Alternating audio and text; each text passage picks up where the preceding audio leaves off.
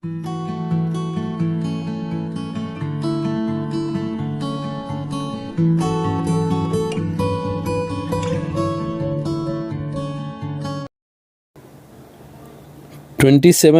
power nx equals 9 power x whole power 2.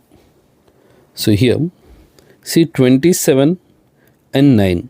So what I'll do, exponents, both I'll write in terms of 3. So 27 prime factors, 3 times 9 and 3 times 3. So here 27 power nx, 9 power x whole power 2.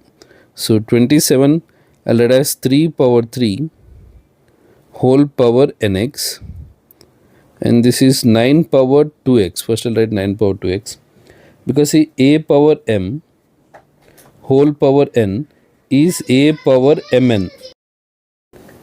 So here 9 power 2x. Now 3 power 3nx, same thing if you'll apply a power m whole power n. Now 9 I'll write as 3 power 2 whole power 2x.